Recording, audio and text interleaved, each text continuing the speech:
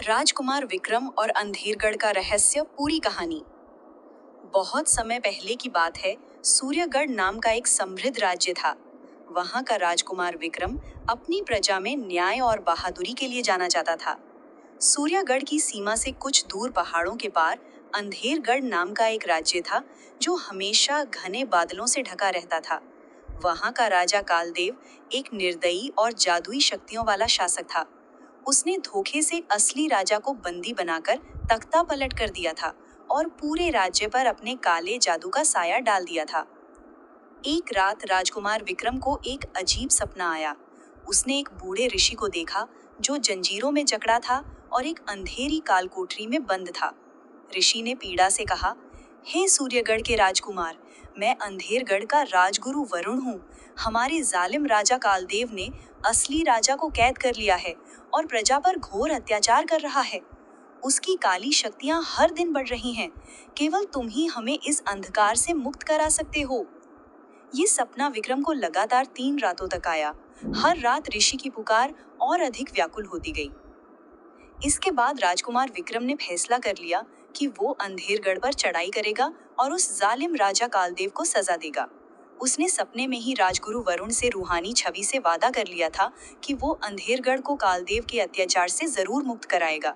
राजगुरु ने कहा, राजकुमार, अगर तुमने कालदेव को हरा दिया तो ये राज्य और यहाँ के लोग आजाद हो जाएंगे और मुझे शांति मिल जाएगी। अगली सुबह जब राजकुमार जागा तो उसने अपनी सेना को एक बड़े मैदान में इकट्ठा किया। उसने उन्हें अपना सपना और अपना वादा सब कुछ सच सच बता दिया।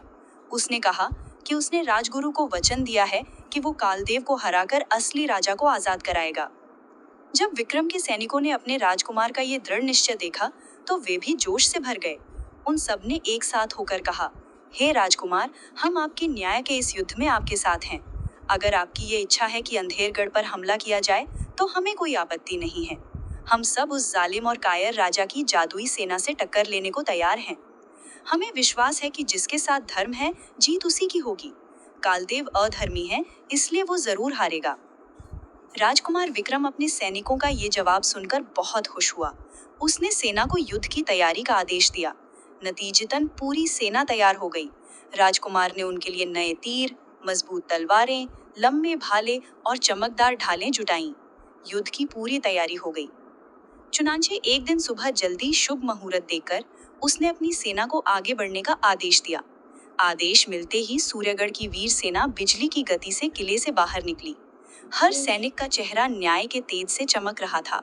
राजकुमार विक्रम खुद अपने सफेद घोड़े पर सेना का नेतृत्व कर रहा था। कई दिनों की कठिन यात्रा के बाद उसकी सेना अंधेरगढ़ की अंधेरी और पथरीली सीमा पर एक शाम को पहुंची। पूरी रात का लश्कर थका हुआ था, इसलिए विक्रम ने समझदारी दिखाते हुए सेना को शहर के बाहर ही रोक लिया और पड़ाव डालने का आदेश दिया। वरना वो भी इतने क्रोध में था कि उसी वक्त शहर में घुसकर कालदेव का अंत कर देना चाहता था।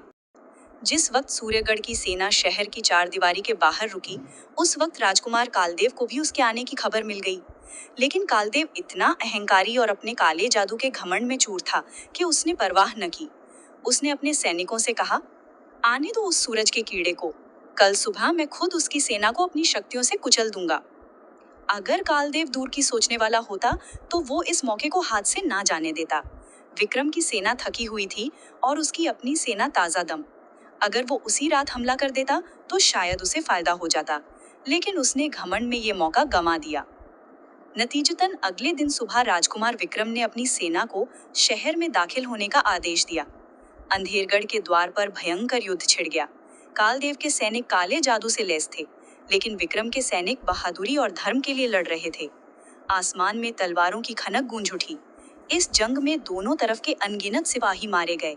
खुद राजकुमार विक्रम भी बड़ी बहादुरी से लड़ता हुआ दुश्मन सेना को चीरकर महल के द्वार तक पहुंच गया। उसका एक ही लक्ष्य था, जालिम कालदेव को सजा देना और अपना वादा पूरा करना। महल के विशाल द्वार रक्षकों से घिरे थे, लेकिन विक्रम की वीर सेना ने उन्हें परास्त कर दिया। राजकुमार विक्रम अपनी तलवार के साथ महल के मुख्य कक्ष में दाखिल हुआ, जहां सिंहासन पर जालिम कालदेव बैठा अट्टहास कर रहा था। आ ही गए राजकुमार, तुम सोचते हो कि तुम मुझे हरा दोगे? मेरा काला जादू तुम्हें भस्म कर देगा। ये कहकर उसने अपने हाथ से एक आग का गोला विक्रम की ओर फेंका। विक्रम अपनी ढाल से खुद को बचाते हुए फुर्ती से एक तरफ हो गया। तेरे जादू से प्रजा बहुत डर चुकी है कालदेव, लेकिन आज तेरा पाप का घड़ा भर गया है। विक्रम ने अपनी बिजली सी तेज तलवार से हमला कर दिया। दोनों के बीच भयंकर युद्ध छिड़ गया। कालदेव ने कई मायावी रूप धारे और भ्रम पैदा किए, लेकिन विक्रम का मन अपने धर्म और वादे पर टिका था। उसे राजगुरु वरुण का जंजीरों में जकड़ा चेहरा याद आया। इस स्मरण ने उसकी शक्ति दोगुनी कर दी।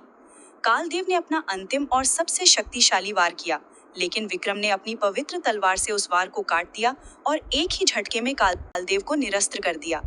पराजित होकर कालदेव जमीन पर गिर पड़ा। ये सजा है एक निर्दयी शासक की, विक्रम ने गरजते हुए कहा। जैसे ही कालदेव पराजित हुआ, महल कांपने लगा। अंधेरगढ़ के ऊपर सदियों के छाए काले बादल फटने लगे और सूरज की किरणें पहली बार उस धरती पर पड़ी। कालदेव की जादुई शक्तियां समाप्त हो गईं।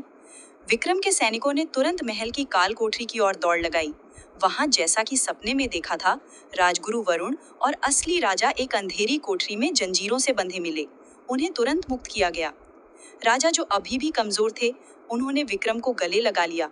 राजकुमार विक्रम, तुमने सिर्फ हमें ही नहीं बल्कि पूरे अंधेरगढ़ को नई जिंदगी दी है। हम तुम्हारे इस उपकार को कभी नहीं भूलेंगे। राजगुरु वरुण ने विक्रम को आशीर्वाद दिया और कहा, तुम्हारा वादा पूरा हुआ वीर राजकुमार। अंधेरगढ़ में न्याय की पुनः स्थापना करने के बाद राजकुमार विक्रम अपनी विजयी सेना के साथ सूर्यगढ़ लौट आया। उसकी बहादुरी और धर्मपरायणता की गाथाएं दूर दूर तक फैल गईं और दोनों राज्यों में लंबे समय तक शांति और समृद्धि बनी रही।